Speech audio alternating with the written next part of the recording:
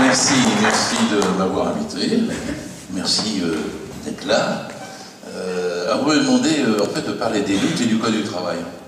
Je vais faire. C'est pas si simple que ça, mais il n'y aura pas de code du travail sans lutte. Et si les luttes ne débouchaient pas de temps en temps sur le fait qu'on ait les droits, à quoi elles serviraient-elles?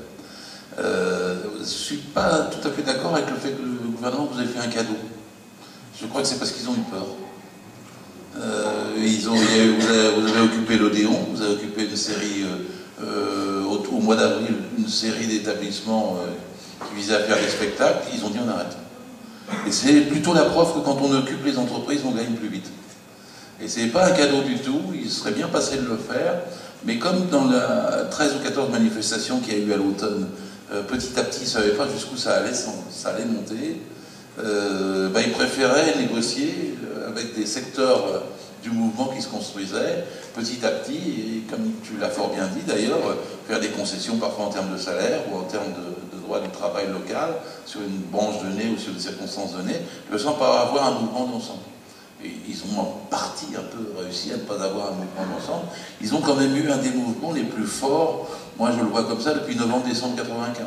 Parce qu'on a quand même eu 14 manifestations, avec celle du 15 septembre, et il y a 3 500 000 personnes qui ont participé au moins une fois. Donc c'est quand même un mouvement ample dans l'histoire. Il y a eu en profondeur, parce qu'il y a eu plus de 450 entreprises occupées, différentes, hein, c'est-à-dire depuis les déchetteries jusqu'aux raffineries, sur les ports. Peut-être vous avez vu au Havre les images, c'est sûrement la ville la plus avancée en France des luttes. Il y a eu 4 manifestations de 30 000 personnes. Il y en a eu de 35 000. Et puis ils avaient fait ce gigantesque truc sur le port avec les containers, c'est-à-dire tout un tapis de containers, et puis ils avaient peint sur des conteneurs jusqu'à 17 mètres de haut un grand point levé. Ça, vous n'avez pas vu ça sur les télés nationales, mais ça a circulé sur les réseaux internet. C'est une vraie œuvre d'art. Dans beaucoup de villes, vous avez pu voir Saint-Nazaire ou Lorient ou Fos-sur-Mer, vous avez des démonstrations vraiment de masse qui, pour un vieux comme moi, à 68 ans, me rappelait quelque chose à des moments donnés, sans que ça atteigne l'ampleur que, évidemment, il y avait eu en d'autres circonstances. Mais ils ont eu peur, il ne faut pas croire qu'ils ont surmonté, ils ont bloqué, ils ont résisté, mais ils ont eu peur pendant toute cette période. Et j'y reviendrai tout à l'heure en conclusion, si vous me permettez de l'exposer, pour me demander sur le fait que, sur l'avenir de ce mouvement. Mais je vais quand même revenir un peu en arrière et dire 2 mots de présentation sur moi-même. Moi, je suis un fils d'ouvrier. Mon père était menuisier chaudronnier à la SNCF, il n'était même pas roulant. Ma mère était aide-soignante, il n'était même pas infirmière. Et puis moi, j'étais rien. J'ai fait 12, 13, 14 boulots, employé, ouvrier, facteur, conducteur de train, manutentionnaire. J'ai travaillé sur le port, enfin, je fais tout ce qu'il faut pour vivre. Quand on est dans cette situation et qu'on n'a pas un rond, et puis au bout de 12, 13, 14 ans de tous ces métiers, j'étais ouvrier du livre, aussi j'étais pion, je vous raconte pas tout. J'ai passé un concours d'inspecteur du travail, j'ai eu la chance d'y parvenir, c'était pas facile, c'est du genre 25 postes sur 1500 candidats, et à la fin on a 2 ans de formation pour apprendre le droit du travail en détail, et c'est là que j'ai commencé à visiter, puisque j'ai été 30 ans, je dis toujours 9 à 10 000 entreprises. Le code du travail à la main, disons depuis les débuts des années 80 jusqu'à il y a quelques années où j'ai pris ma retraite. Je dis toujours que tout corps plongé dans les entreprises reçoit une poussée égale au volume d'exploitation constaté. Donc j'en ai pris ma dose pendant 30 ans, et surtout j'ai appris à voir la relation entre chaque virgule ou alinéa du code du travail et la souffrance des gens au boulot. J'ai appris à voir ce que ça voulait dire, que de bien contrôler ses heures supplémentaires, de bien faire attention s'il y a un garde-corps, de bien savoir si on est traité digne ou non dans l'entreprise du point de vue de sa carrière, et de savoir si on est un chien ou si on est un humain au travail. Et quand j'ai vu la loi dite El Khomri, moi je l'appelle pas la loi travail, je l'ai jamais appelé la loi travail, c'est plutôt une loi anti-travail. Je ne sais pas comment ce nom est arrivé dans les médias, mais c'est comme ça. Et El Khomri dit « Ah, je veux que cette loi porte son nom », c'est son problème. Ça restera une des lois les plus terribles qui soit issue de la gauche, c'est même la casse d'un siècle d'histoire du droit du travail, et elle déstructure toute une conception des luttes sociales pas seulement la vôtre, dans votre secteur, mais dans le pays. Alors, je vais faire un petit peu d'histoire, vous m'avez demandé, puis je vais faire un peu d'analyse du code et de présentation du code, puis je vais prendre quelques-uns des sujets les plus durs de cette loi El Khomri, et puis je ne pourrais pas décortiquer tout. J'ai fait un petit bouquin, je me permets de faire la pub pour lui, parce que c'est pas TF1 qui la fera, qui décortique article par article tout ceux que je ne pourrais pas aborder ce soir. Alors tout à fait à l'origine, dans notre pays, c'est le qu'il faut remonter au docteur Villermé. C'est un homme en 1841 qui a fait le premier rapport sur la situation des femmes, des enfants et des ouvriers dans les fabriques, comme on disait. Et il y voyait mourir au travail, avec des journées de 15h, 16h, 17h par jour, et les enfants à partir de 8 ans. Et le bon docteur Villermé, après avoir fait cette étude qui s'appelle « Rapport sur l'état physique et mental des ouvriers dans les fabriques », il a dit une chose terrible. Il a dit « il faut travailler moins ». Et l'histoire du Code du travail est l'histoire de la réduction du temps de travail. Il a fallu 80 ans pour passer de la journée de 17h à la journée de 10h. 80 ans. La journée de 10 heures, c'est dans les textes, c'est 1920, 1919, 1920. Et évidemment, dans les textes, ça n'était pas appliqué. Il y a toujours un écart entre les textes quand on réussit à faire rentrer et puis l'application, le droit du travail effectif. Et ensuite, il a fallu 70 ans, vous connaissez l'histoire par cœur, pour passer du Front populaire à 40 heures et puis à 35 heures en 2002. 70 ans. Pendant ces 70 ans, on a fait 4 choses en même temps. On a produit plus. Il n'y a pas de discussion. Entre 1936 et 2002, on ne sait même pas calculer, personne ne sait calculer si le produit intérieur brut a été multiplié par 6, par 7, par 8, on ne sait pas. Mais on a produit plus de façon indiscutable. On a gagné plus. Ça aussi, on ne sait pas calculer. Le niveau de vie s'est élevé, etc. 5, 6, 7 fois peut-être, entre 1936 et 2002. Et on a doublé le nombre d'emplois. Parce qu'on est passé de 9 millions de salariés au moment du Front populaire à 18 millions de salariés en 2002. Et tout ça, en 70 ans, en travaillant moins. Puisqu'on est passé de 40 heures à 39 heures et à 35 heures. C'est-à-dire, pour ceux qui vous disent qu'il ne faut pas partager le travail, dites-leur ça. Dites-leur que pendant 70 ans, on a travaillé plus, on a travaillé moins, on a gagné plus, on a produit plus, et on a doublé le nombre d'emplois. Puis ceux aussi qui vous bourrent le crâne, vous savez, qui vont vous dire la numérisation qui arrive va supprimer 50% des emplois. Ayez peur, ayez peur.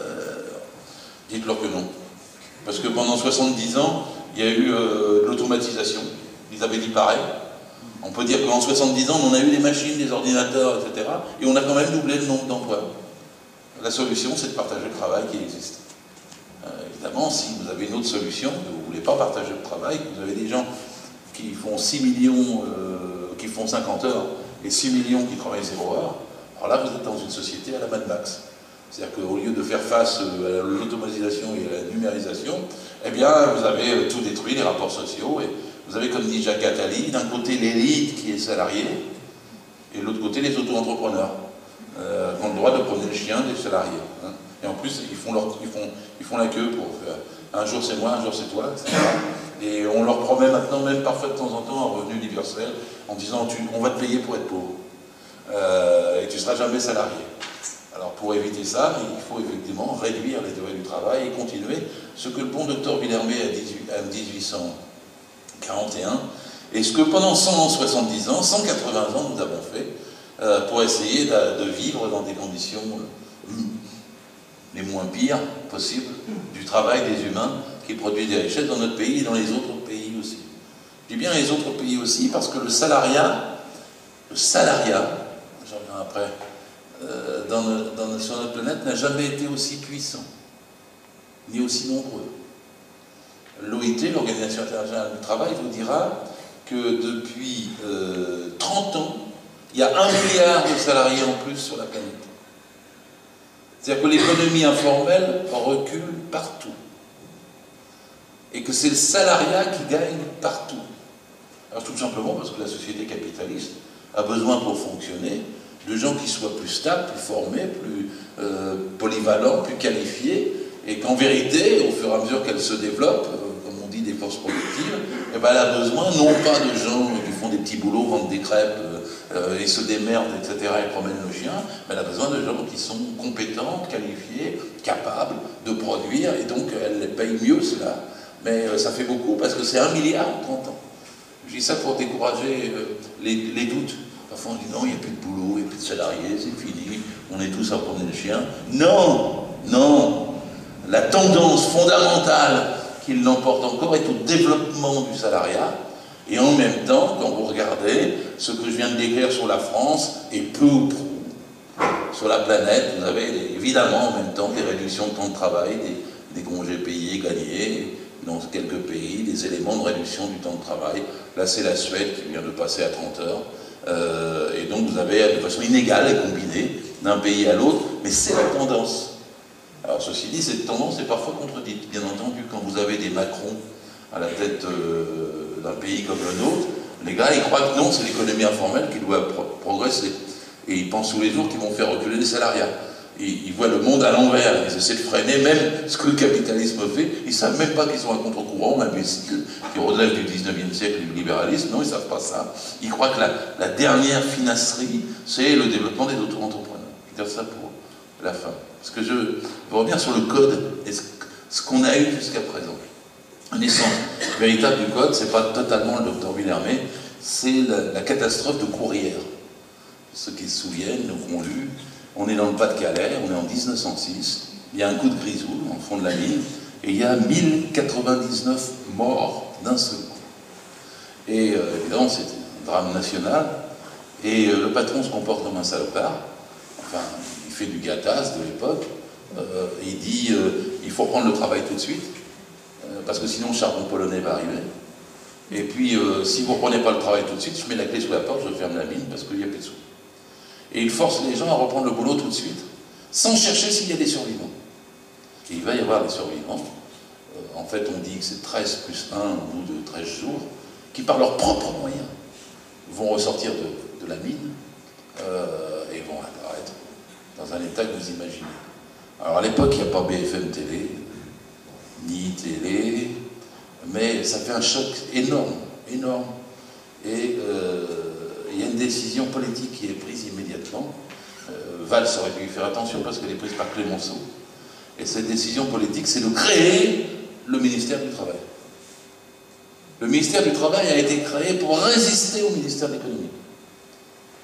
Il a été créé pour dire que plus jamais ça, après Courrières. Que les exigences de rentabilité, de flexibilité, de productivité, de tout ce que vous voulez, elles devraient s'incliner devant le respect du droit du travail. Et donc le ministère du Travail, il ne pouvait pas être dans le ministère de l'Économie, ça devait être un ministère séparé, dont la tâche était de défendre les femmes et les hommes au travail du point de vue de leurs droits, pas contre le ministère de l'Économie. Alors quand je vous dis ça, je vous dis l'anti-Macron, encore une fois, en une seule phrase. Parce que Macron, c'était quand même le ministre de l'Économie qui faisait du droit du travail. C'est-à-dire qu'un siècle après, il faisait le contraire de ce que je suis en train de vous décrire. Et en 1906, ça a donné naissance au Code du travail. Et le Code du travail, au début, il faisait 3 articles, 80 décrets, mais il y avait que 3 millions de salariés. Et il est né en décembre 1910, puis ensuite il s'est enrichi. Alors il s'est enrichi pendant un siècle entier. Des luttes, des grèves. C'est un code qui exprime les rapports de force sociaux. C'est pas un code comme les autres, parce qu'il a été constitué, parce qu'il y a eu des manifs, parce qu'il y a eu des occupations, parce qu'il y a eu des conflits, parce que les gens revendiquaient, parce que dans tous les secteurs, dans tous les milieux, dans tous les métiers, les gens demandaient des droits et le respect de leur dignité, de leurs horaires, de leurs salaires, des conditions de travail. Et donc c'est comme ça qu'il s'est étoffé. Alors il a fallu 100 ans pour y arriver. 100 ans pour y arriver. Alors l'attaque que nous connaissons contre ce code est terrifiante aujourd'hui, parce que vous avez peut-être vu Poujadas à la télévision un jour, vous présentez le Code du travail, il le présente comme ça, début de journal. Il y a 6-7 millions de personnes qui regardent, il sort le Code du travail, il dit 1,4 kg. Mais c'est fantastique comme propagande. Ça dit, vous croyez que c'est votre code? Non, 1,4 kg. Vous ne savez pas, vous ne lisez pas, vous n'êtes pas habitué à regarder 1,4 kg. Vous ne l'avez jamais ouvert. En fait, vous ne pouvez pas l'ouvrir. En fait, on a raison de vouloir le réduire, 1,4 kg. Et en une seule phrase, il crée la distanciation entre des millions de gens. Et le Code du travail sur sa grosseur. Remarquez comment ils sont vulgaires. Ils ne l'ont pas attaqué sur le contenu au début. Ils l'ont attaqué sur sa grosseur. Trop compliqué, trop paperassier, trop illisible. Et bien ça rentre dans l'idée des gens, puisqu'ils ne le lisent pas, ils ne peuvent pas le lire. Les gens n'ouvrent le Code du travail que dans le chapitre qui les concerne, au moment où ils en ont besoin. Ils cherchent, mais il ne leur vient pas l'idée, il vient l'idée de personne de prendre le code et de dire je vais le lire. Donc vous créez un sentiment d'extériorité et vous avez plus facilité à casser le code. J'ai fait longtemps les argumentaires, parce qu'il y a Bayrou aussi qui avait fait ça, des paroles et des actes, il avait jeté le code. Il y avait 3990 pages, c'est à cause de ça qu'on a du chômage en France.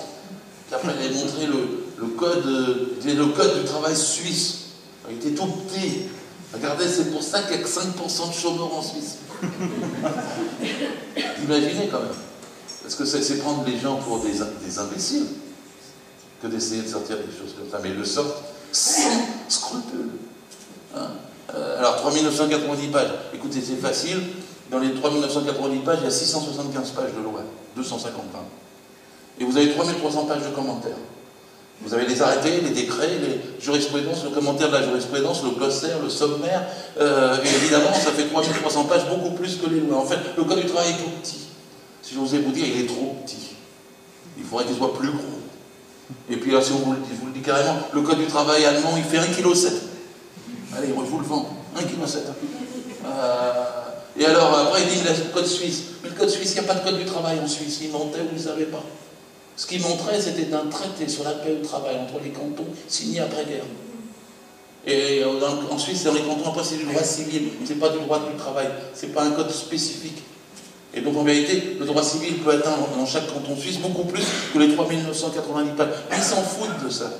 Ils essaient de repousser, de cultiver l'ignorance et créer la distance. En France, vous savez combien il y a de codes? Il y en a 27. L'agriculture, le code du commerce, le code pénal, le code civil, le code des impôts. Tiens, il n'aurait pas bien l'idée de toucher au code des impôts, ni de le simplifier. Le code, enfin, il y en a 10, 27. Et ils sont tous gros. Ils sont tous faits de la même façon. Ils sont tous édités, en général, par Dalloz ou un autre, avec les arrêtés, les décrets, tout ce qui complète. C'est comme si vous éditiez Françoise Sagan, amendé par Marcel Proust. C'est trompeur. Je prends du temps là-dessus parce que c'est quand même comme ça qu'ils ont commencé. Or, c'est bien que le Code du travail soit développé, qu'il y ait des précisions. Dans un hôpital, il y a 271 métiers. Alors, si vous ne répondez pas aux demandes des gens et aux différents métiers, votre code, il est creux. Je prends un exemple, il y avait des canicules cet été comme l'été dernier. Moi, je voyais des gars qui mettaient des pavés au soleil par 45 degrés. Et évidemment, je ne dis pas l'état dans lequel ils étaient. Il n'y a pas de limite de température pour nous dans notre code. En Allemagne, à 35 degrés, vous arrêtez de bosser. Ben nous, il n'y a pas ça. C'est pour ça que je dis que le code n'est pas assez gros. Il y a des choses à rajouter, des choses précises, très exactes. Et c'est indispensable qu'il y ait ça dans un texte qui codifie le travail. Parce que si vous n'avez pas des tas de droits dans l'entreprise, si vous n'avez pas d'ordre public social, écoutez-moi bien, là je suis en train de vous faire l'homme d'ordre. Je suis pour l'ordre dans les entreprises. Je suis pour qu'il y ait des droits et des lois qui protègent le salarié du patron. Je suis pour que le patron ne puisse pas faire tout ce qu'il veut.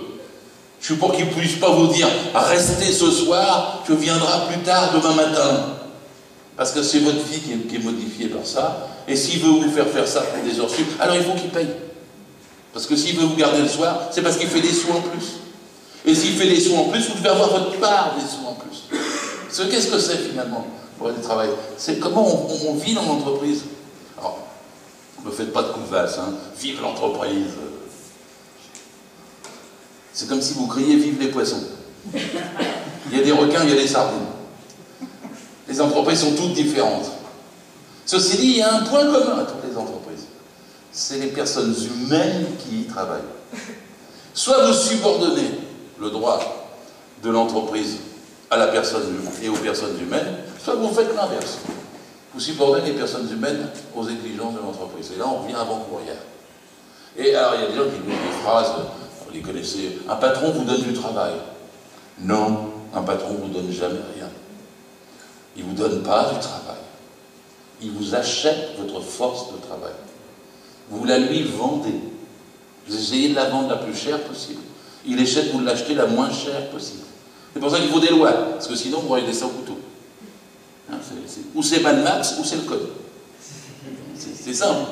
Alors il y a des idées nouvelles maintenant, mais non, l'entreprise c'est plus comme avant. Moi je me suis adressé par le folk à la télévision, et dit oh, pour Filoche, les patrons ne sont pas des humains. Oh si, les patrons sont des humains, évidemment. C'est même pour ça qu'on parle d'exploitation de l'homme par l'homme. Comment tu dis que j'exploite? Bah oui, tout patron exploite. Mais comment? Je suis gentil patron. Oui, mais tu exploites quand même. Parce que si tu n'exploites pas ton entreprise, elle meurt. Il faut que tu exploites. Sinon, tu ne fais pas de marge. Si tu ne fais pas de marge, tu es foutu. Et donc, évidemment que c'est de l'exploitation. Il n'y a rien de honteux. La question, c'est dans quelles conditions se fait cette exploitation. C'est-à-dire, si elle se fait dans des conditions décentes qui fait qu'on respecte les gens et qu'on va chercher les survivants au fond de la mine et qu'on ne vous fait pas travailler des 7 heures par jour en faisant mourir les enfants, ou est-ce que on fait ça, c'est-à-dire qu'on traite les gens n'importe comment. Donc c'est pour ça qu'il faut un code. Et alors, après, il faut dire une chose sur la nature des contrats de travail. Chez nous, et c'est bien qu'il en soit ainsi, ce qui caractérise un contrat de travail est un lien de subordination juridique permanent. Un lien de subordination juridique permanent. Quand vous êtes dans une entreprise, il n'y a pas de liberté, il n'y a pas de citoyenneté, il n'y a pas d'égalité. Vous êtes subordonné. C'est le patron qui décide la naissance du contrat, la gestion du contrat, la rupture du contrat. C'est pas vous. Et c'est pour ça que vous avez besoin d'un code. Le code, c'est une contrepartie à la subordination. Si je voulais faire le concentré d'une éducation sur le droit du travail, c'est ça. Alors évidemment, ça les embête de reconnaître qu'il y a une subordination et qu'il y a pour enlever les contreparties. Hein, le MEDEF a fait des colloques sur la soumission librement consentie. En anglais, ça faisait savant, c'était compliance without pressure. C'est un très mauvais anglais, mais c'était ça. Vous êtes soumis, et puis c'est vous voulez, et tout le monde est sur le même plan dans l'entreprise. Hein. Ils nient la subordination. Parfois, il y a des salariés qui le font eux-mêmes. Ils ont tort. Il faut savoir qu'on est subordonné, mais c'est comme ça que ça se passe mieux, clairement, et que le droit peut intervenir. Vous savez, quand j'étais inspecteur du travail, j'avais des DRH qui m'accueillaient, contrôler une entreprise. Bonjour, monsieur l'inspecteur, je vous présente mes collaborateurs. Chaque fois, je disais, c'est quoi? Ils ne sont pas dans l'entreprise, vous n'avez pas déclaré, ils sont noirs, ils ne sont pas sur le registre du personnel, de quoi vous me parlez? Mais non, bien sûr, ils sont salariés. Alors pourquoi vous les appelez collaborateurs?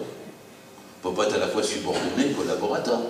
Ni dans la langue française, encore moins dans un texte juridique. Ah mais monsieur l'inspecteur, on les appelle comme ça, c'est pour les valoriser.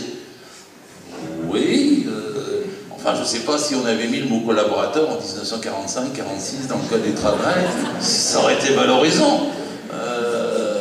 Et évidemment, on comprend ce qu'il y a derrière. Ils vous disent mes collaborateurs, parce que ils veulent tous vous voir dans le même challenge, comment ils disent, dans le même défi. Vous êtes tous dans le même bateau dans l'entreprise. Enfin, jusqu'à ce que le patron il parte avec le bateau, vous restez amarré sur le quai au Pôle emploi. C'est là que vous comprenez, vous ne dites pas du tout collaborateur, mais que vous êtes bel et bien subordonné. Et là, vous allez chercher le code du travail pour avoir la contrepartie, parce qu'on vous a viré salement. C'est très important de comprendre ça. C'est pas quelque chose en plus, c'est le fond du problème. Il y a une mystification à faire croire. Vous êtes collaborateur, vous êtes sur le même plan. Moi, je me rappelle encore d'une jeune femme qui était venue dans mon bureau, quoi de quel âge elle avait 27 ans, 28 ans. Elle était depuis 4 ans dans le 3e arrondissement, dans une boîte de mode branchée. Mais branchée, hein. On était stylistes, tout ça. Oh, on s'éclatait d'ailleurs. Tous jeunes, hein, mais quand même 120 dans la boîte. Hein. C'était pas une petite quand même. Et alors, ils ne comptaient pas leurs heures tellement ils aimaient leur métier. Hein. Alors, c'est jusqu'à 8h, 9h le soir. Hein. Il y avait même des pauses dans la tôle. Donc, on pouvait grignoter, rester, une atmosphère entraînante. Mais on travaillait aussi le samedi et le dimanche. Hein. Parce qu'il y avait des salons, alors tout le monde s'y mettait. Ça tournait. Hein. Bah, évidemment, à 27, 28 ans, elle rencontre quelqu'un avec lequel elle s'en va un peu plus tôt le soir. Et puis après, à 28 ans, il y a un bébé qui s'annonce. Et là, elle ne veut pas travailler le dimanche. Elle veut prendre du temps pour elle. Donc, il dit, qu'est-ce qu'il te prend, Isabelle? T'es pas venue hier soir, t'es partie tôt, dis donc. Mais dimanche, on bosse, tu sais bien que chez nous, on bosse le dimanche. Et quand elle commence à résister pour simplement avoir un peu de vie à elle, elle commence à se faire marginaliser dans l'entreprise. Alors elle vient à l'inspection du travail. Qu'est-ce que lui dit l'inspection du travail? Comment? Il y a une boîte de 120, vous n'avez pas de délégué du personnel. Ah bon, vous n'avez pas de comité d'entreprise? Mais c'est à partir de 50. Ah bon, vous n'avez pas de délégué syndical? Vous n'en avez jamais eu. Oh là là. Alors on débarque, on va voir le patron, on lui dit, vous allez faire des élections. Le gars dit non, on dit oui, non. Il nous dit, mais si il n'y a pas de comité d'entreprise, c'est parce qu'ils sont heureux, je sais pas. Enfin, toute une série de... Puis quand on fait lettre recommandée, on lui impose, son avocat lui dit, faites attention, vous êtes quand même obligé de les faire. Et donc il met des papiers sur le bureau en disant, je fais des élections, c'est pour ce connard d'inspecteur, mais s'il y en a un qui se présente, je le vire. Mais la jeune femme, il faut qu'elle aille jusqu'au bout. Là. Elle dit, écoutez, on ne peut pas vous protéger jusqu'au bout, il faut vous syndiquer. Lequel? Vous choisissez. Bon, elle va à la CGT. Quand elle revient, le patron, c'est vraiment ça. Hein. Ah, en plus, ma salope, t'as choisi la CGT. Et la vie devient impossible. C'est-à-dire qu'ils lui font tout. Quand elle n'est pas là, maintenant tu viens plus bosser depuis que t'es syndiqué. Hein. Tu vas pas nous forcer à faire les élections. Mais si, on va faire des réunions avec toi tous les mois, donc on a autre chose à faire. Non, vous allez faire des réunions. Et puis alors il faut qu'elle trouve quelques collègues, elle en trouve quelques-uns, mais il faut qu'elle aille au syndicat. Quand on n'est pas là, on dit regardez, elle bosse plus, vous faites son boulot à sa place, pour l'isoler. Et toute la vie devient pénible. Et un enfer simplement parce qu'elle a décidé de faire valoir les lois de la République dans l'entreprise. Et là, la bagarre commence. Alors ça se passe toujours comme ça, il y a plusieurs stades. Le premier stade, c'est on le menace. Deuxième stade, c'est le directeur financier avec lequel de temps en temps, elle dînait le midi et qui vient lui dire, Isabelle, écoute, on pourrait peut-être arrêter, non? Une transaction, hein, une rupture conventionnelle, on va te donner des sous, tu n'es plus dans l'atmosphère de la maison, hein, si tu t'en vas, tout le monde sera content, tu retrouves ton compte, tu vois bien qu'on n'est pas à l'aise et toi non plus, alors voilà, on te donne des sous et tu t'en vas. Ah, elle tient. Et quand elle tient, il y a comment? Et le ton remonte, et puis après, dans un deuxième temps, ils vont chercher à la mettre dans un service à part pour qu'elle ne voit pas les autres, chercher à l'enlever les tâches les plus importantes et agréables qu'elle pouvait avoir, etc., etc. Parce que c'est une bataille permanente. Vous savez comment ça s'appelle? La lutte de classe. Il y a des gens qui croient que la lutte de classe n'existe pas. Ils croient que c'est abstrait, la lutte des classes, c'est des gros mots du 19e siècle. Ben non, dans toute entreprise, il y a une lutte simplement pour avoir son droit, pour ne pas se faire insulter, pour que chaque minute qu'on travaille soit payée, pour qu'on ait un salaire correct, et puis qu'on ne travaille pas trop longtemps, et puis qu'on puisse vivre comme elle voulait vivre à 28, 29 ans et 30 ans, avec le bébé qu'elle a eu à ce moment-là. Mais vous le connaissez beaucoup dans cette salle. Mais ce n'est pas les télés qui vont vous raconter ça. Et c'est pas souvent que c'est raconté. Alors que c'est le fond de la vie pour 18 millions de salariés du privé, mais aussi pour 5 millions de fonctionnaires ou d'assimilés de la fonction publique. Parce qu'il y a des fonctionnaires qui ont cru que la loi El Khomri ne les affectait pas. Ils ont de la boue dans les yeux. Parce qu'il va leur arriver maintenant la destruction de leur statut de la fonction publique, exactement comme il y a la destruction du Code du travail par la loi El Khomri.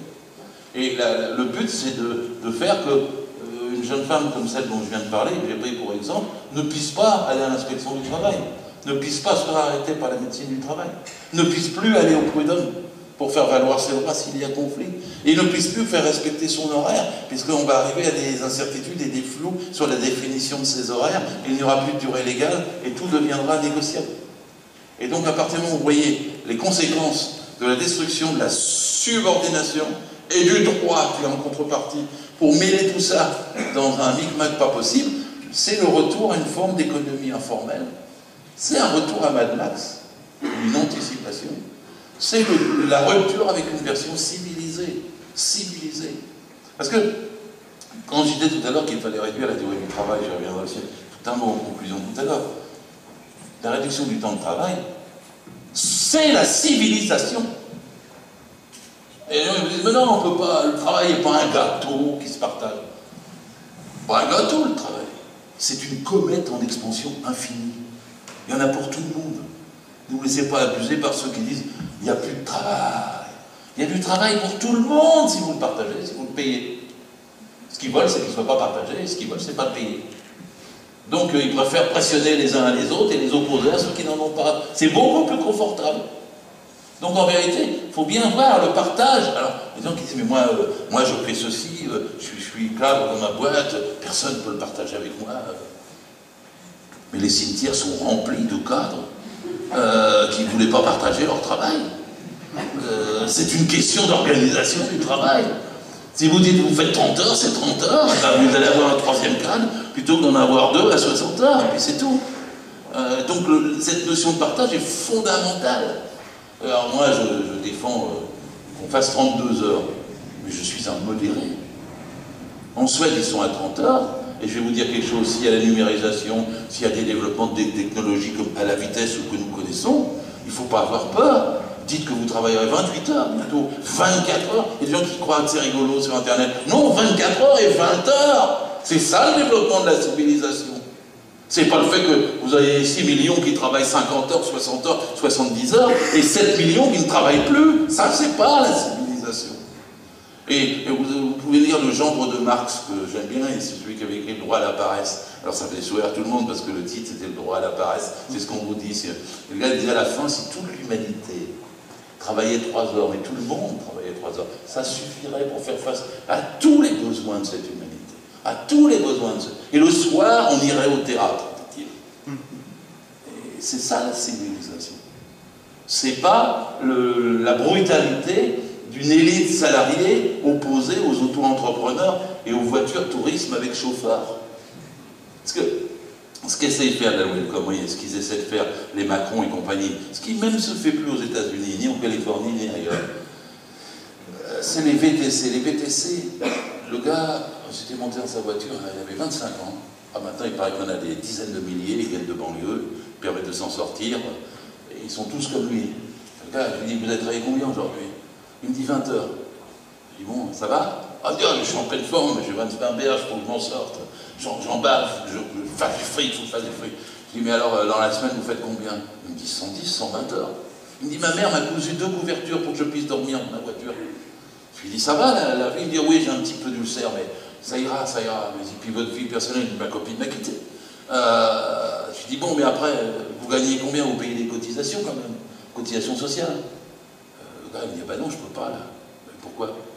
Bah, il me dit, bah, parce que j'ai eu un accident de carrosserie il y a 3 semaines. J'ai réparé ma voiture, je ne peux pas faire ça avec une voiture à carrosser, ça va coûter 1 600 €. Alors je rembourse. Mais je dis, vous avez demandé à Uber? Ben oui, mais Uber, il ne s'occupe pas de la voiture c'est moi. Je l'ai en leasing, je paye tout. Donc je rembourse, c'est un accident, c'est moi qui rembourse. Puis je dis, il vous reste combien là, ce mois-là, à la fin? Je dis, grosso modo, ça sera 1 000, 1 200 € pour 120 heures par semaine. Sans horaire. Sans salaire, sans bulletin de paye, puisque le système, c'est qu'en fait, il est client. Hein, c'est ce que Macron avait dit aux jeunes. Ne cherchez plus des patrons, cherchez des clients. Le gars, c'est comme ça. Uber lui envoie la course, et lui, il paye 25% à Uber. Et il n'a pas de rapport, il n'y a pas de médecin du travail, il n'y a pas de contrôle, il n'y a rien. S'il peut faire 22 heures dans la journée, il fait 22 heures. Il n'y a rien qui le limite, il n'y a pas de durée du travail maximale, ni même légale. Là, vous avez atteint le fond. Alors, il y a des gens qui disent c'est l'esclavage. Non.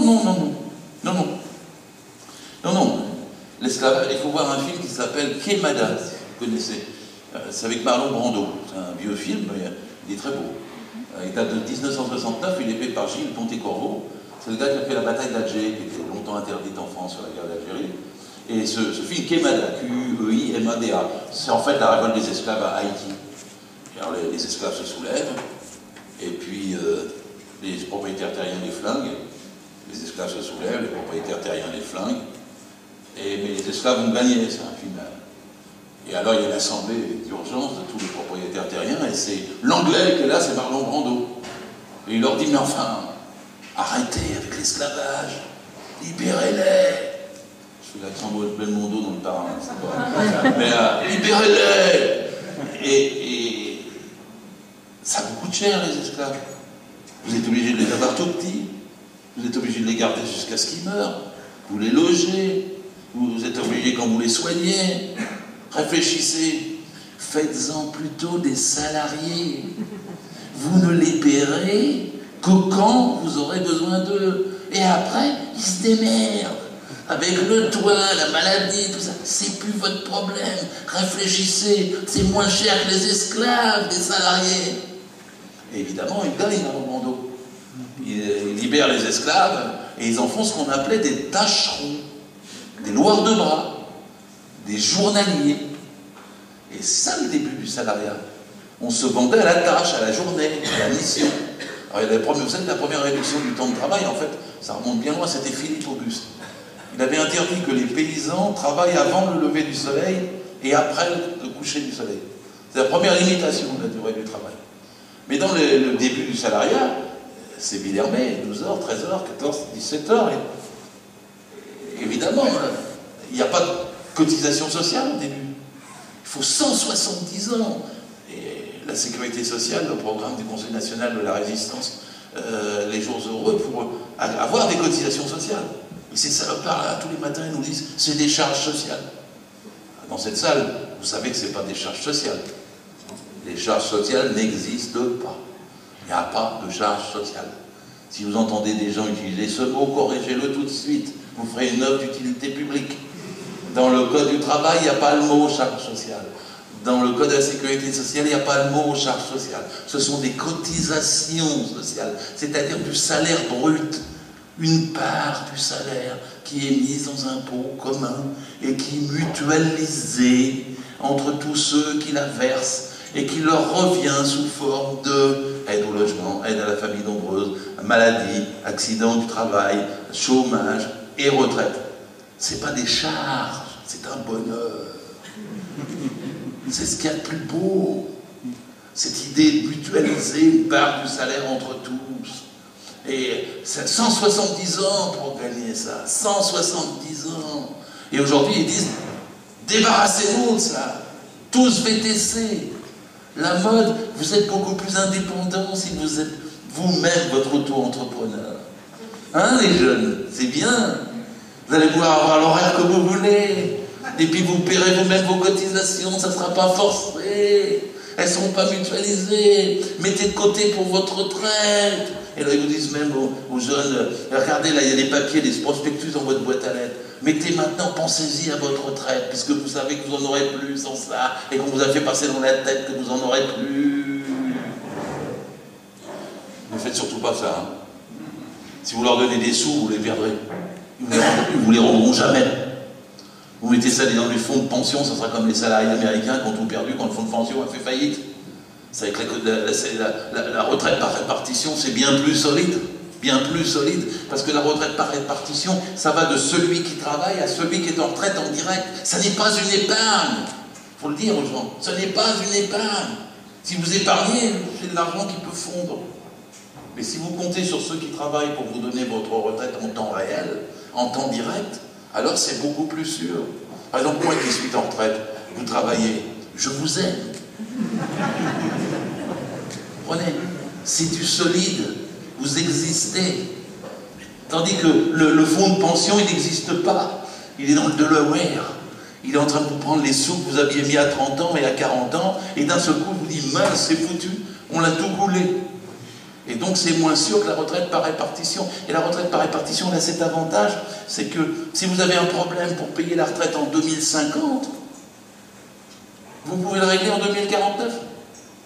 Vous ajustez la cotisation.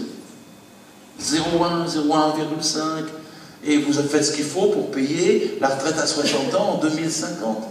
Et si en 2050, il y a une grande canicule, vous avez beaucoup de morts, ça fait reculer tout le monde, en 2051, vous baissez la cotisation. Vous comprenez? Ça, c'est solide.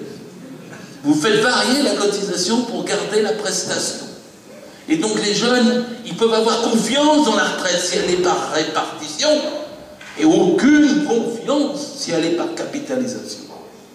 Et je le dis parce que c'est lié à cette question du salaire indirect ou direct ou différé, qui est la cotisation sociale mutualisée, que nous avons gagné en dépit de Marlon Brando, c'est-à-dire que nous avons gagné le droit de ne pas être esclaves, tout en ayant les avantages des esclaves. On a de l'argent pour bien vivre, se reproduire, pour reproduire notre force de travail. Le salaire net, c'est pour votre travail. Le salaire brut, c'est pour reproduire. votre force de travail. Parce que sinon, vous n'aurez plus rien au bout d'un certain temps, vous l'aurez usé, vous n'aurez rien pendant une période de chômage, et vous serez tous virés de ce point de vue, et vous irez promener les chiens de ceux qui sont salariés et qui peuvent vous donner une petite pièce pour ça. Et vous serez VTC. Et quand je parle à des intermittents, je sais ce que je dis. Parce que l'article, en fait, 52 de la loi El Khomri, qui maintenant a changé, il y a 108 articles, c'est celui qui, c'est cet intermittent qui s'était suicidé par le feu à Nantes il y a 3 ans. Pourquoi? Parce qu'il n'avait pas eu tous ses papiers à temps auprès du Pôle emploi. C'est-à-dire que les différents employeurs qu'il avait eus, il avait des droits ouverts. Hein. Mais les différents employeurs qu'il avait eus n'ont pas rempli les formulaires pour le Pôle emploi à temps.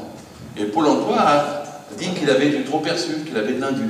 Donc ils l'ont retiré, sans autre discussion. Et le gars a plongé dans une telle situation personnelle qu'il s'est immolé par le feu devant le Pôle emploi. C'était à Nantes il y a 3 semaines. Et les syndicats, les associations sont allés au tribunal. Et ils ont dit, le Pôle emploi ne peut pas faire ça. On ne peut pas mettre les gens dans cette situation. Il doit y avoir des systèmes de recours, des systèmes d'amortissement, pour vérifier, s'il y a besoin de vérifier. Mais on ne peut pas faire retirer ce que vous appelez trop perçu ou indu, comme ça, en prenant les gens à la gorge et en les plongeant dans une misère similaire. Et les syndicats, les associations ont gagné. Il y a eu 2 ans et demi de procédure. Ça a été une vraie lutte. Et le Conseil d'État, le 15 octobre 1995, il y a un an, leur a donné raison. 2015, qu'est-ce que je dis, 95? Autant pour moi, c'est 2015, bien sûr. Et qu'est-ce que fait la loi El Khomri? C'est qu'elle casse la décision du Conseil d'État. C'est-à-dire qu'elle fait une loi qui permet que le Pôle emploi puisse reprendre les trop perçus ou les indus, et elle casse toute la bataille qui est née du suicide de cet intermittent. Vous voyez comment c'est une loi scélérate, c'est une loi dégueulasse. Je suis très, très grossier avec cette loi. C'est la pire de toute l'histoire. Elle casse un siècle de droit, sous cet aspect-là aussi. Et parce que le but de la taxe, c'est de baisser le coût du travail, de baisser les cotisations sociales et de faire tout le monde VTC au bout. Pas tout le monde. L'élite sera salariée. Et les autres seront VTC. Et on pourra les tenir et décider de ce qu'ils percevront ou pas, vu leur vulnérabilité. Le fait qu'ils ne pourront pas occuper leurs entreprises. Le fait qu'ils ne pourront pas faire grève.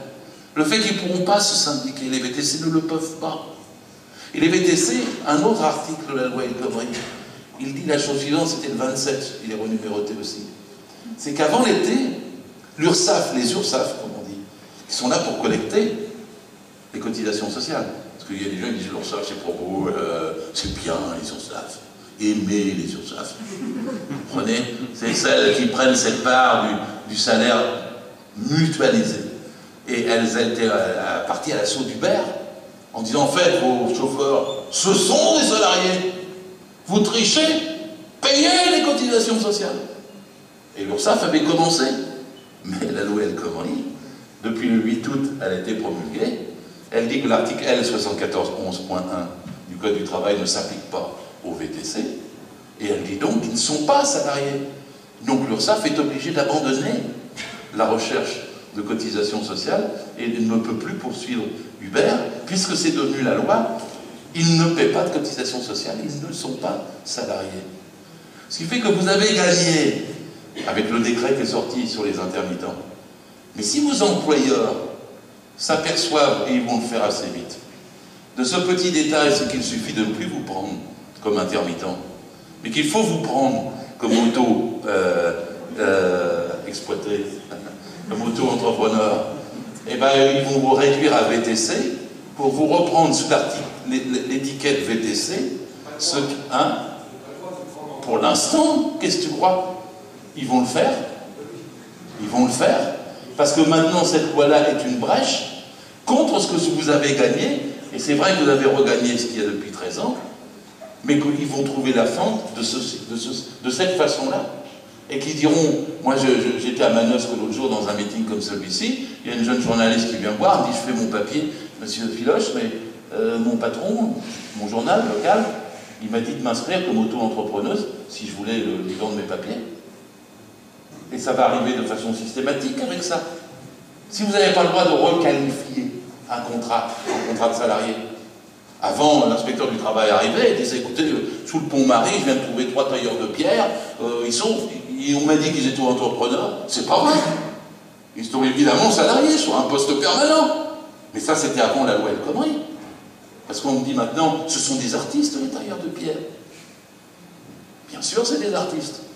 Et donc, en vérité, ils ont le droit d'être auto-entrepreneurs, et en vérité, on n'a pas à payer les cotisations sociales dessus, et en vérité, on revient avant Marlon Brando. C'est bien de ça. Ils ne seront pas esclaves, mais ils seront tâcherons journaliers, puisque le but est même qu'on ne calcule plus les horaires. Quelle est toute l'offensive contre la durée légale du travail? C'est de dire que vous allez payer à la mission, à la tâche. Vous savez ce que ça veut dire, ça? Ça veut dire que tout est amalgamé, ce qu'est la préparation, ce qu'est l'action elle-même, et ce qu'est le suivi après.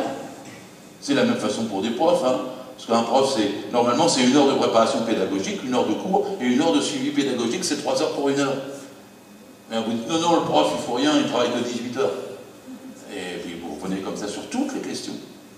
Et donc, en fait, cette brèche de la loi El Khomri, c'est cette brèche-là qu'il y a derrière. Parce que le but est d'empêcher l'ordre public social. Le but est d'arriver à ce que dans chaque entreprise, il puisse y avoir des pressions, des négociations, et qu'on puisse remplacer donc un gars qui devrait être un salarié par quelqu'un qui va avoir le statut de BTC ou assimilé, tel que le nouveau chapitre de la loi dans le Code du travail le permet dorénavant, comme les commerciaux. Encore que les commerciaux et les VRP étaient salariés, mais ils ne peuvent plus l'être maintenant. Et donc c'est pas une petite loi, c'est une loi réactionnaire à 100%. Alors c'est parce qu'elle met en place la négociation contre la loi. Il y a des gens qui se font avoir ça, la négociation. On négocie, c'est peut-être mieux. Pourquoi s'embêter avec des lois? Ben oui, ça argument. J'avais un débat avec quelqu'un de la CFDT. Un jour, on m'a mis comme ça. Il y avait quelqu'un à la CGT, il y avait un petit patron et tout. Le gars de la CFDT me dit, oh, mais moi je suis girondin et toi tu es jacobin. Je lui dis, t'es sûr qu'on doit passer par un débat sur la Révolution française pour discuter du taux des heures supplémentaires? Je ne suis pas sûr que ce soit un problème philosophique à ce point-là. Parce que je vais vous raconter à ma façon comment ça va se passer sur les heures supplémentaires par la négociation. Je sais bien les choses, j'ai 3 entreprises dans le 3e arrondissement qui était le mien. Un inspecteur du travail a à peu près 30 000 salariés et 3 000 boîtes. Et moi, j'en vois une de 45 salariés, rue Saint-Martin. Et la boîte, c'est des femmes. Je vois une autre, rue Mellet, ils sont 35. Et je pense à la 3e, c'est rue Notre-Dame de Nazareth, ils sont 15. Ils sont dans l'habillement, les 3. Dans la boîte de 45, il y a 40 femmes qui travaillent, c'est 4 rangées de 10 devant leur machine. Et la contre-maîtresse est sur une estrade, pour les surveiller, les empêcher de parler. Elle ne parle pas. Il faut lever le doigt pour aller faire pipi. Qu'est-ce qui se passe depuis la loi El Khomri? Le patron est montré sur l'estrade. Et elle a dit, bonjour, on ne peut plus payer les heures supplémentaires à 25%. Dorénavant, ce sera 10%. Il y a quelqu'un qui est contre? Il n'y en a pas une qui va bouger. Il n'y a pas de délégué du personnel. Il n'y a pas de syndicat. Elles ne vont rien dire. Elles vont calculer dans leur tête. Parce que chaque heure supplémentaire compte. Elles ont du mal à vivre. Elles vont dire combien il faudra que j'en fasse pour avoir à 10% ce que j'avais quand elles étaient à 25%. Elles vont faire le calcul, puis ça sera terminé. Parce que le patron, il va envoyer une petite note à la direction du travail qu'on appelle direct maintenant. Et il va dire, nous avons négocié dans notre entreprise, le taux des heures supplémentaires est passé de 25 à 10. Fini. Dans la 2e entreprise, c'est 35. Le patron est beaucoup plus sympathique. Il va dire, non, moi je les laisse à 25%. Bon, je peux les payer, je les paye. J'ai une marge suffisante. Et puis ils ne gagnent pas beaucoup. Je ne vais pas leur faire ça. J'ai 35 salariés, je les laisse à 25%. Mais c'est le banquier qui va arriver. Il va dire, bonjour monsieur l'employeur, vous avez besoin de moi parce que je vous prête des sous. Vous savez, moi je suis banquier, ce que j'aime dans les entreprises, c'est quand ils font des marges. Les entreprises qui ne font pas de marge. Là, vous avez des voisins, je ne vais pas vous dire leur nom, ils y arrivent, ils font bien mieux que vous. Hein. Et puis là, à la fin du trimestre, vous avez besoin de moi. Il faut que je soude. Il faut que je vous prête de l'argent, sinon vous n'allez plus vous en sortir. Ah, je le ferai bien, mais si vous voulez que je vous aide, il faut vous aider vous-même. Un patron va lui dire, mais qu'est-ce que vous attendez de moi? Vous dites, pourquoi vous ne passez pas les heures supplémentaires de 25 à 10%? Avant la loi El Khomri, le patron pouvait dire, je ne peux pas, c'est la loi. Mais après la loi El Khomri, ça n'est plus la loi. Donc il peut passer de 25 à 10%, il ne peut pas résister aux banquiers. Et donc il va aller voir chacun et chacune de ses salariés, puis il va leur dire, j'aurais voulu vous garder à 25, je ne peux pas. Si avec moi, vous seriez à 25, mais si je vous mets pas à 10, eh ben j'ai pas les sous à la fin du trimestre. Si j'ai pas les sous à la fin du trimestre, je mets la clé sous la porte, vous perdez tout votre boulot, il faut passer à 10. Et ils vont passer à 10, avec le gentil patron. La troisième boîte, c'est Notre-Dame de Nazareth. Ils sont 15, le patron est un voyou. J'ai déjà gaulé 2 fois, il a des clandestins. Il ne paye pas les heures supplémentaires. Il cherche toujours comment trafiquer. Et là, c'est le comptable qui va venir voir, parce que le patron, il s'en fout de la loi El Khomri, il n'a même pas vu de quoi ça parle. Mais le comptable va venir le voir en disant, regarde, au lieu de majorer les heures supplémentaires, on peut les compenser. Compenser? Bah oui, on n'est pas obligé de les payer, on peut compenser. On leur donne un blouson à la fin du mois. Ça va compenser les heures. Et ils vont avoir un blouson. J'exagère pas. C'est dans 3 entreprises du même arrondissement, dans le même secteur, dans la même branche, à Paris. Comment le dumping social, les gens ne savent pas toujours dumping social, ce que ça va vouloir dire. C'est quand vous n'avez plus l'état de droit, quand vous n'avez plus l'ordre public social, vous avez la négociation c'est ça. Alors on m'a dit, bah non, attends, arrête, il va y avoir des référendums dans les grandes entreprises, il va y avoir des mandatés. Alors les gens à la télé disent, il y a des mandatés. Personne ne sait ce que c'est un mandaté. Un mandaté, c'est pas un délégué syndical. C'est pas un élu du personnel. C'est un mandaté. Ah bon? Moi, quand j'étais un peu taquin, quand j'étais inspecteur du travail, je rentrais dans une boîte, et puis je disais aux gens, bonjour, je voudrais voir le syndicaliste. Il n'y a pas de syndicaliste ici. J'allais voir une deuxième personne, je dis, mais si, il y a un syndicaliste, vous ne savez pas qui c'est? Oh, non. La troisième me dit, on n'a jamais vu de syndicat. La quatrième me dit, allez voir le comptable. Je vais voir le comptable. Et le comptable, je sais, c'est lui, j'ai son nom sur ma feuille, en fait, je trichais un peu. Et je lui dis, bonjour monsieur, c'est vous qui êtes syndiqué à la CFTC? Le gars me regarde, non. Je dis, si, vous avez signé un accord l'année dernière avec la CFTC pour les 35 heures. Ah oui, comment vous dites la CFT? Non, CFTC, monsieur. Ah oui, mais c'est ce que le patron m'avait envoyé signer. Mais oui, c'est comme ça qu'on a eu l'argent pour les 35 heures. C'est ça un mandaté. Vous comprenez? C'est pas un syndicaliste. Si c'est pas le comptable, c'est le neveu du patron. Vous comprenez? Mais alors qu'est-ce que ça veut dire? Ça veut dire qu'il n'y a même pas besoin que le patron de la boîte de 45, il monte sur l'estrade pour aller parler à ses salariés. Il mandate son neveu, qui est au bureau comptable. Et le neveu va voir la CFTC. Et la CFTC lui fait un papier, le gars revient, et hop, le taux est passé de 25 à 10%. Alors vous me dites, c'est extraordinaire ce truc-là. Ben oui, parce qu'il y a à peine des syndicats dans 20% des entreprises. Dans 80%, il y aura des mandatés. Le neveu ou le comptable. C'est ça la démocratie qu'on va nous dire pour la négociation. Et ça se passera comme ça dans le dos de tous les salariés. Ah, t'as pas su, mais le machin est mandaté, mais il a signé avec le syndicat. Qu'est-ce que tu veux dire? Le syndicat est pour. Eh oui. La deuxième chose, c'est le référendum. On vous dit, mais un référendum, c'est quand même bien, parce que les gens donnent leur opinion. Alors moi, je dis toujours, mais non, ils sont subordonnés, c'est pas les bonnes conditions. Enfin bon, ils sont assez grands pour se défendre, c'est des personnes humaines, ils donnent leur opinion. Mais pas du tout, réfléchissez, il faut le dire à tout le monde. Pour être délégué syndical et élu, il faut avoir un quorum. 50% des salariés. Et il faut avoir une majorité dans ce quorum. 50% des 50%. Tous les syndicalistes sont mieux élus que les politiques. Les politiques, ils sont élus avec 12% de votants. Dans les entreprises, c'est beaucoup plus dur. Soyez respectueux des syndicalistes, il faut qu'ils aient 50% des salariés et 50% des voix pour être représentatifs vis-à-vis du patron. Prenons l'exemple de la FNAC, c'est comme ça que les syndicats, ils ont 50% des salariés qui votent et 50% pour dire non, on ne travaillera pas le dimanche. On sort toujours l'argument, vous travaillez le dimanche, c'est sur la base du volontariat. J'ai dit depuis le début, il n'y a pas de volontariat en droit du travail, ça n'existe pas, l'employeur qui les donne. Pas de volontariat. D'ailleurs, Essayez de travailler le dimanche si votre patron ne veut pas.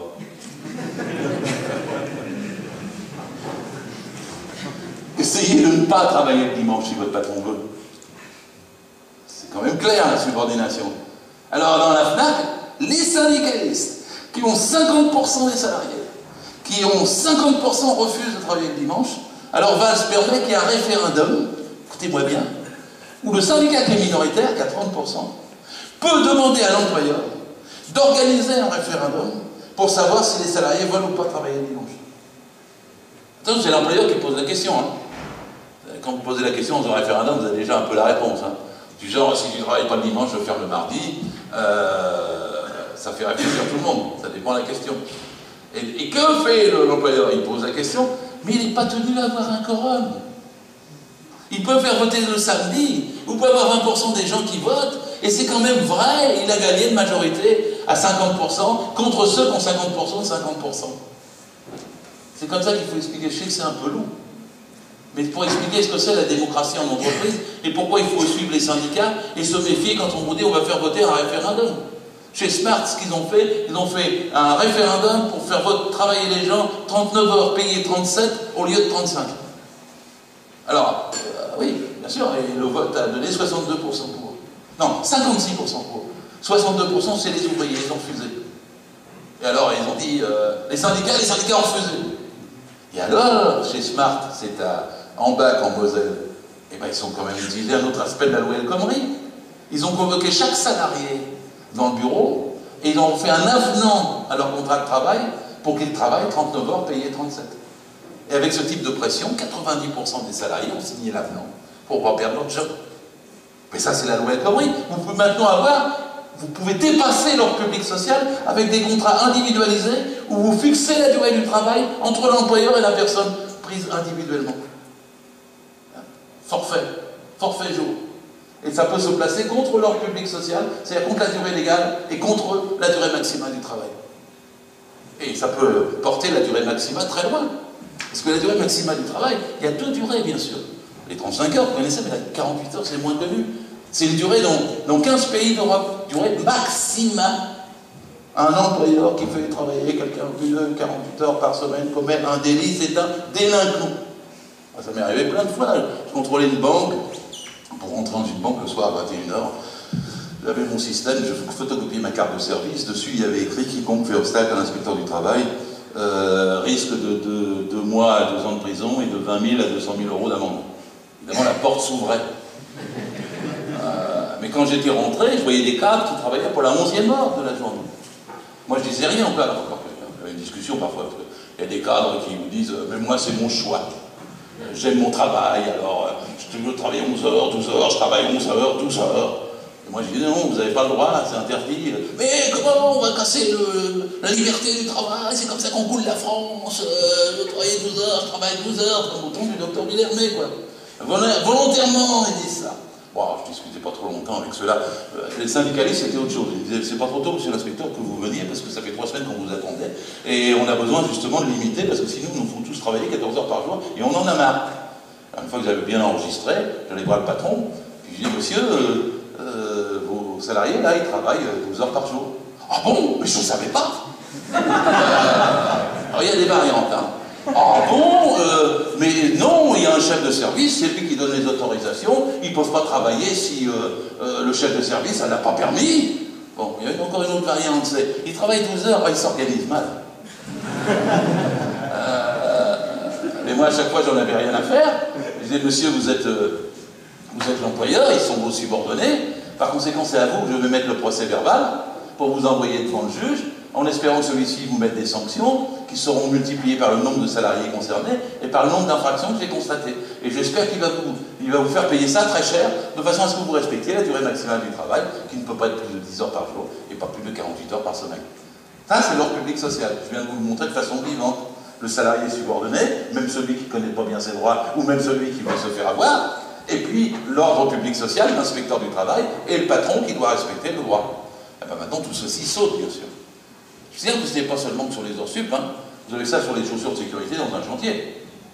Hein, vous voyez, le salarié n'a pas de chaussures de sécurité. Moi, je disais jamais rien au salarié. Je vais aller voir le patron, puis je dis, cet homme n'a pas de chaussures de sécurité. Je vous mets un procès verbal pour vous envoyer devant le juge de façon... Mais je lui ai dit de les mettre. Oui, mais il n'en a pas. Ah, mais c'est sa faute. Ben non, c'est la vôtre. Parce que vous avez une obligation de résultat en matière de sécurité. Et par conséquent, c'est vous qui allez devant le juge parce que cet homme n'a pas de chaussures de sécurité. C'est bien, ce monde-là. C'est pas Mad Max. C'est la loi. C'est le code du travail. C'est ça qu'ils ont fait sauter. Vous savez, c'est dans l'article 1 de la loi El Khomri. Dans l'article 1, là, c'est Hollande qui a ouvert la porte. Il y a un an, c'était le 15 septembre, il fait une conférence de presse. Et dans la conférence de presse, il dit, moi j'étais devant une presse de télé, je n'en revenais pas. Il dit, on va adapter les droits du travail aux besoins des entreprises. Ça faisait 100 ans qu'on adaptait les entreprises aux droits du travail. En une phrase, il faisait une contre-révolution historique, juridique, théorique, pratique. En une phrase. C'est pour ça qu'il faut aller jusqu'au bout dans la loi, contre la loi El Khomri. Alors on dirait, mais où est-ce qu'on va dans les luttes, etc. Vous savez, ça ne sera jamais fini avec ces gens. Jamais. Parce que maintenant, ça va être, c'est eux qui l'ont voulu, entreprise par entreprise. Ah oui, il y aura une entreprise de 45 salariés où les femmes ne pourront pas se défendre. Puis il y aura des entreprises où les gens diront, comme à la FNAC, ça ne va pas. Et on ne veut pas travailler le dimanche et les patrons. Donc en vérité, vous allez retrouver derrière la question de la négociation les luttes de classe partout. Forcément que ça va se battre partout. Parce que de toute façon, ça sera la vie des gens. Passer de 25% à 10% en matière d'heures supplémentaires, c'est une baisse de salaire substantielle. Vous savez qu'il y a 1 milliard d'heures supplémentaires déjà qui ne sont pas payées, qui ne sont pas recensées, qui ne figurent pas sur les feuilles de paie. Et c'est l'équivalent de 600 000 emplois. Et c'est l'objet d'une bataille, tout ça. De la même façon, il y aura des batailles sur tous les terrains, parce qu'à un moment donné, même si ça n'a pas encore explosé au printemps de cette année, moi je suis un vieux 68 plus tard, ça réexplosera. C'est inéluctable. Inéluctable. À la fin, nous gagnerons. Nous sommes tout bêtement les plus forts. Le salariat, c'est 93% des actifs. 93%. Les indépendants, artisans, c'est 7%. Ça a évolué depuis 70 ans. En 1945, il y avait 55% de salariés et 45% d'indépendants. Et les indépendants ont perdu. C'est d'ailleurs pour ça que vous entendez parfois se plaindre sur ce qu'ils appellent le RSI. Parce qu'au départ, ils ne voulaient pas être à la sécurité sociale. Ils disaient, c'est pas assez solide la sécurité sociale des salariés. Mais c'est leur système qui s'est effondré. Parce que quand on n'est plus que 7%, eh ben vous n'arrivez pas à faire face, avec une mutualisation, aux besoins qu'il y a en chômage, maladie, retraite, etc. Donc ils sont obligés de payer très cher pour des résultats peu. Moi je vous dis, moi président, on en finira avec le RSI. Il n'y aura pas de RSI. Il y aura une seule cotisation à la sécurité sociale. Pour les indépendants comme pour les salariés, ce qui nous réglera le problème de tous les VTC et tout le monde. C'est-à-dire qu'il y aura une seule cotisation. On dira, mais qu'est-ce que tu vas faire des complémentaires, des assurances, des prévoyances, des mutuelles? Attendez, les mutuelles. Vous savez, en France, il y a 1100 mutuelles. Elles servent à rien. Sinon à pomper du fric. Le taux pour la gestion des mutuelles, c'est 25% de frais de gestion. Alors que la Sécu, c'est 4,5%, 3,5%, 4%. On me dit, tu vas supprimer le boulot dans les mutuelles? Oui, alors là, je vais faire des chômeurs dans les mutuelles tout de suite. Ils vont tous aller bosser à la Sécu. On va les recruter à la Sécu. Il y a besoin d'eux pour gérer une comptabilité globale pour tout le monde à une même caisse. De façon à ce que tout le monde puisse être remboursé. On dira, bah attends, la Sécu, ça coûte cher. Non, non. Ils viennent de faire un tour de force sur la Sécu. Ils viennent de dire qu'elle est presque plus en déficit. J'en reviens pas. J'en reviens pas. Ils font la règle d'or à la Sécu avant les autres. Le budget de l'État est encore énorme, le budget des collectivités est énorme. La Sécu, ils ont tellement serré la vis que là, c'est presque équilibré dedans. Et là, vous allez me trouver, moi, je ne suis pas content. Je veux que la Sécu, elle ait des déficits. Je veux qu'elle achète pour les hôpitaux. Je veux qu'elle paye plus cher pour la recherche. Je veux qu'elle... Je vais vous expliquer à ce point-là quelque chose. En France, il y a 3 budgets. Ne vous laissez jamais avoir par Dominique Seux le matin sur France Inter. Il y a 3 budgets. Il y a un budget de la protection sociale. Il y a un budget des collectivités territoriales. Il y a un budget de l'État. Le budget de la protection sociale, elle est à la louche, 450 milliards. Le budget des collectivités territoriales, 200. Le budget de l'État, 300. Ils nous disent, on a 2000 milliards de dettes, on vient. Ne les croyez pas. La dette, c'est pour vous faire baisser la nuque le matin quand vous vous réveillez devant votre bol de café au lait. Ça, c'est ce qu'ils disent à 7 h du matin. Mais comment elle se répartit la dette, leur prétendue dette? 11% vient des collectivités territoriales sur les 200 milliards. 10% vient de la Sécu. Seulement 10%. C'est rien. C'est rien. 78,5% de la dette vient du budget de l'État. Pas parce qu'ils dépensent trop, ils n'arrêtent pas de serrer la vis. Parce qu'il n'y a pas assez de recettes. Parce qu'il n'y a pas assez d'impôts. Oh, qu'est-ce que ça dit? Oui, je veux plus d'impôts. Pour ceux d'en haut et moins d'impôts pour ceux d'en bas. Pas trop difficile à comprendre, ça. Que les multinationales elles payent 8% d'impôts et les petites sociétés payent 33%, je veux que ce soit l'inverse. Je veux que les petites entreprises pèsent 8, les sardines, et je veux que les requins payent 33. Et je veux qu'on ait cherché l'argent. Oh là là, la fraude fiscale. Alors là, on est dans le cœur de tout ce que je suis en train de dire, parce qu'à la fin, on va retomber sur nos pieds sur la nature du contrat et les luttes qui en cours. La France n'a jamais été aussi riche. Jamais. Sortez la crise de votre tête, engueulez les gens qui parlent de crise. Parlent pas, la crise, la crise, la crise. Comment? Il y a 1% des gens qui possèdent la moitié du pays. 500 familles possèdent 460 milliards, c'est-à-dire une fois et demie le budget de l'État. Il y a 600 milliards d'avoirs français dans les paradis fiscaux. Il y a 80 milliards de dettes fiscales. Alors on dit, en ce moment, ça vient un peu à la mode de parler de la dette fiscale. Quand même, avant, ils disaient, ah oui, mais si on taxe les riches, ils vont s'en aller. Ils sont tous partis. Alors la nouveauté maintenant, c'est ils disent, ah oui, mais ils sont partis, on ne veut pas les avoir. La nouveauté, c'est que maintenant on peut les avoir. On peut avoir chaque centime de chaque transaction dans le monde entier. On a même trouvé les sous de Cahuzac à Singapour.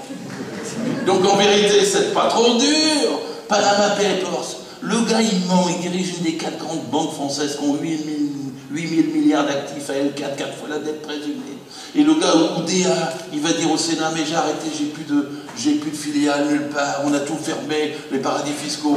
Les journalistes vont à Panama, ils reviennent, ils trouvent 19 filiales de la Société Générale à Panama. Le mec avait menti devant le Sénat, il va même pas en tôle. Il va même pas en tôle. Bon, c'est bien de ça dont il est question. 1% des gens possèdent la moitié du patrimoine en France. Vous allez chercher l'argent là, il n'y a plus de problème, il n'y a pas de crise. Vous pouvez remettre l'argent dans les hôpitaux, vous n'êtes pas obligé de supprimer 17 000 emplois. Vous pouvez mettre l'argent dans le transport, à SNCF, vous avez vu les UC hier, vous n'êtes pas obligé d'avoir des voies qui ont des trous. Vous pouvez avoir des bonnes voies sur la voie ferrée et faire le SNCF moins cher que les autocars à la Macron. Vous pouvez, etc., etc., etc. Donc en vérité, tout ça, c'est une bataille pour eux. Et le Code du travail et les luttes, c'est pour ça. C'est pour savoir à quel niveau on fixe la répartition des richesses qui sont produites. Alors, ils ont toujours un argument depuis 30 ans. Et là, Hollande l'a repris comme les autres. On va d'abord reproduire des richesses, puisque c'est la crise, et on redistribuera après. On ne voit jamais le après. Vous attendez la redistribution, elle ne vient jamais. Il y a toujours une bonne raison pour que ça ne vienne pas. Moi, je propose de redistribuer les richesses d'abord.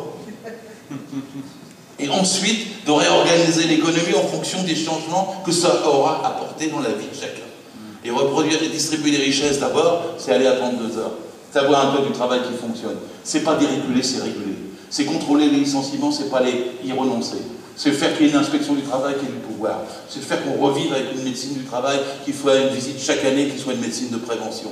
C'est de faire que les prud'hommes, ils peuvent sanctionner les patrons qui trichent et qu'il n'y ait pas d'indulgence à leur égard. Ils ont inventé maintenant qu'il y aurait dans la loi qu'il y a un plafond pour les indemnités aux prud'hommes. Mais vous savez que ça concerne quoi? La délinquance patronale. C'est que Sarkozy, il voulait des planchers avant, pour pas d'indulgence envers les délinquants. Et là, ils ont inventé un plafond pour pas sanctionner trop les délinquants. On est dans le paradoxe absolu. Et donc, on doit reconstruire. Alors, sur le licenciement et sur le chômage, quelques petites choses, puisque, écoutez, il y a 450 000 travailleurs détachés en France. Ils sont payés en dessous des salaires conventionnels et des minima salariales parce que leurs cotisations sociales sont payées selon le pays d'origine, au taux bulgare ou polonais par exemple. Et les patrons se sont rués dessus, tellement c'était une manne.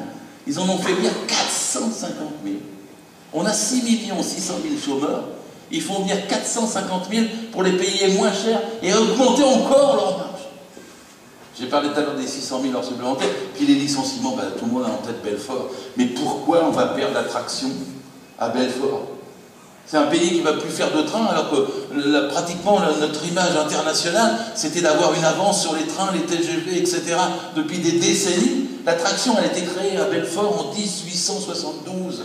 Elle a résisté à 2 guerres mondiales, à 4 crises économiques, mais pas au gouvernement Valls.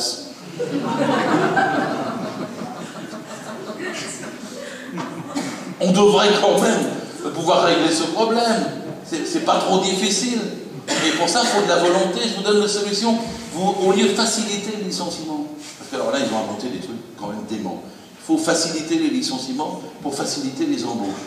Pour ça, j'en suis encore au point zéro.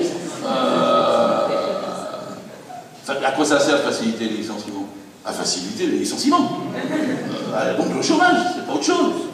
Et donc, si vous voulez freiner, il faut contrôler les licenciements. Et à Belfort, c'est ce qu'il faut dire. Alors, on dirait, mais quelle est la conséquence immédiate? Je vous le dis, moi, je suis allé à Dossel, ça m'avait fasciné, c'était dans les Vosges. C'était une UPM, c'était la plus grande papeterie de France, peut-être d'Europe. La machine, elle fait tous les cartons, tous les papiers, 200 mètres de long. Un robot fabuleux. Le financier finlandais a décidé de fermer. Pas me demander pourquoi, il veut peut-être aller en Malaisie, il n'en sait rien, et la machine va se perdre. Et alors, on a 171 salariés. Si vous lui dites, on ne t'autorise pas à les licencier, il faut qu'il paye le salaire. Ah, il va tenir 2 mois, 3 mois, 4 mois, 5 mois, mais il va négocier. Si vous lui dites, on facilite les licenciements, on donne même des primes en plus. Il s'en va tout de suite. C'est ce qui s'est passé. Pourtant, les salariés ont essayé de faire une scope. Ils ont fait un projet, dans le premier temps, ils m'ont dit, oh, je vous donne la machine pour 1 euro. Et quand il est venu avec la scope, il a dit, non, la machine, ça sera à 12 millions d'euros. Il ne pouvait plus le faire. Mais si vous voulez négocier avec un patron et un financier qui fait ça, il faut que vous disiez, je t'interdis de licencier là, c'est un licenciement boursier, il est abusif, nous ne l'accepterons pas, nous avons besoin de ça, et vous vous permettez de négocier pour faire des scopes ou toute solution alternative avec n'importe quel employeur, y compris General Electric. D'ailleurs, les Américains se permettent de faire ça, parce que quand ils vont faire le train là-bas, ça va exactement fonctionner comme ça là-bas, mais pas chez nous ici, parce qu'on a des imbéciles, des hologrammes à la Macron, qui nous disent que non, il faut faciliter les licenciements. C'est ça le fond. Donc il faut permettre de contrôler les... Ça, c'est les luttes. Je sens que je dépasse mon temps, je vois ça dans ton regard. Mais je vais m'arrêter. Mais quand j'ai dit tout de la façon de reconstruire un code du travail, je viens presque de le dire. La précarité. Il ne devrait pas y avoir plus de 5% de précaires autorisés par entreprise. Vous allez me dire pourquoi il y a des précaires. C'est vrai qu'il devrait y en avoir 0. Mais acceptons derrière l'idée du CDD ou de l'intérim qu'on remplace des salariés absents ou qu'on a un surcroît exceptionnel de travail. La seule chose, c'est que ça ne soit pas un mode de gestion du personnel. À Renaud-Douai, vous avez sur 4500 personnes, 2500 intérimaires. Et juridiquement, qu'est-ce que vous pouvez faire? Vous savez bien que c'est des postes permanents. Vous savez bien à quoi ça sert. Si vous ne dites pas plus de 5%, eh ben, ils n'auront pas 2500. Ils seront obligés d'embaucher. Mais comment ils font? Parce que c'est plus cher, les intérimaires. Ah non, pour eux, c'est moins cher. Ah oui, même s'ils payent la prime sur l'intérim, ils ne les ont pas dans les effectifs sociaux, ils ne les ont pas dans le comité d'entreprise, ils ne les ont pas dans le syndicat, ils ne les ont pas à les traiter dans l'effectif global de l'entreprise. Pour eux, c'est moins cher. Et donc, en vérité, c'est pour ça qu'ils externalisent. Parce qu'on a 1000 entreprises en France, 1000, qui font la moitié du produit intérieur brut. Et il y a 1 200 000 entreprises au total. Vous avez 1 million de moins de 10, le boulanger du coin. Et puis vous avez 200 000 entre 11 et 1000. Mais sur les 200 000, 80% sont sous-traitantes. C'est-à-dire qu'elles... Et même 50% d'entre elles n'ont qu'un donneur d'ordre. Il met la clé sous la porte quand il veut. Et donc en vérité, c'est même pour ça qu'ils échouent tellement avec le fameux CICE. Et, tout c'est dans la presse depuis 3 jours. Le crédit impôt compétitivité emploi n'a créé pas d'emploi. Je vais vous expliquer pourquoi. C'est parce que leur théorie, c'était que si vous donnez de l'argent à ceux d'en haut, ça allait ruisseler. Et il y aurait de l'emploi en bas. C'est comme le verre de champagne, le célèbre, avec la pyramide de verre, vous mettez du champagne sur le verre du haut, vous êtes en bas avec votre verre, vous espérez qu'il y a une goutte qui va arriver. Mais il n'y arrive pas de goutte. Parce que le système, ça ne ruisselle pas, ça siphonne. Il pompe, c'est comme les Shadocks. Et donc vous donnez quelque chose à une entreprise sous-traitante, PME, PMI ou ETI, et dans le marché suivant, celle du dessus, elle dit ah, vous avez reçu ça de l'État, on ne passe pas les mêmes termes que l'année dernière, moi je vous paye moi. Et donc c'est comme ça qu'ils siphonnent. C'est très facile à voir. Et c'est très facile à empêcher. Vous faites une loi en 3 morceaux. Vous dites que le donneur d'ordre doit être responsable de tout ce qui se passe sous ses ordres financièrement, pénalement, juridiquement. Et que si vous avez un clandestin chez Bouygues, c'est Bouygues qui va en prison, pas l'intermédiaire. Le donneur d'ordre. Deuxièmement, vous dites que le sous-traitant doit être aligné le temps de la sous-traitance sur la convention collective du donneur d'ordre. Ça veut dire que n'importe quel franchisé de McDonald's doit être payé comme dans la maison mère. Si vous me dites que c'est impossible, que je rêve, pas du tout, ils viennent de décider ça en Californie. McDonald's est obligé maintenant de payer tous ses sous-traitants au prix de la maison mère en Californie. Et le National Board of Labor à Washington, ils disent ça à l'aide fédérale. Et les patrons américains disent mais quand même, ça diminue l'intérêt de la sous-traitance quand même. Bah, évidemment. Parce que la sous-traitance à l'origine, c'était quelque chose pour aider technologiquement une entreprise qui n'avait pas une compétence sur un point particulier. Or maintenant, ça n'est plus ça du tout. C'est pour payer moins cher le salarié, comprend, et ne pas le compter dans ses effectifs. Si vous dites qu'il doit être aligné le temps de la mission, l'entreprise sous-traitante doit être alignée sur l'entreprise utilisatrice, alors vous protégez la main-d'œuvre et vous diminuez effectivement l'intérêt de la sous-traitance. Et la troisième loi, donc le troisième morceau de la loi, c'est de dire que tous ceux qui sont franchisés, etc., et ben on doit pouvoir reconnaître l'unité économique et sociale par décision de l'inspection du travail, que le patron il va devant le juge, il n'est pas content. Parce que ça, la conséquence, c'est quoi? C'est qu'on n'a même pas le comité central d'entreprise pour McDonald's en France. Vous en avez un à PACA, vous en avez un à Lyon et un à Île-de-France, mais on n'a jamais pu établir. Ils disent ah ben non, les autres sont franchisés, c'est pas les mêmes. On sait tous bien que c'est la même. Et donc vous prenez une décision, vous dites vous êtes une unité économique et sociale. Et donc vous aidez juridiquement à ce que tout ça se fasse repérer avec les mêmes horaires, avec les mêmes salaires, avec les mêmes conditions de travail, et pas qu'ils trichent avec des pseudo-franchisés en 3 lois, 3 morceaux de loi. Je viens de vous dire comment on fait avec la sous-traitance et comment on fait qu'au lieu d'être siphonné, ça ruisselle vraiment et qu'on garde au niveau des droits les droits qu'on a. Parce qu'à la fin, même si là, pour la petite entreprise, le boulanger, qu'est-ce qu'il fait souffrir? C'est pas sa petite apprentie, même si elle arrive en retard, qu'elle est enrhumée ou qu'il lui donne des bottes. Parce que j'ai vu les apprentis se faire battre, hein, et dans la restauration. Hein. Et ben non, ce qui pose le problème au boulanger, c'est son pétrin, donc la métallurgie, ou c'est la farine, donc c'est l'agroalimentaire. C'est ça qui fait ça marche, c'est bien plus important que le coût du travail, bien sûr. Et donc en vérité, vous devez protéger le coût du travail, parce que vous protégez le salarié, protéger l'humain dans l'entreprise, et vous ne subordonnez pas tous ces droits au bon fonctionnement de celle-ci. Vous faites de l'anti-Hollande, de l'anti-Macron, vous luttez comme depuis un siècle, depuis 1906 et 1910, pour que nous soyons des humains respectés et que nous fassions partager le fruit de notre travail, les richesses que nous produisons, et qu'elles nous reviennent au lieu d'être happées et pompées par les Shadocks d'ombre. Merci de votre attention.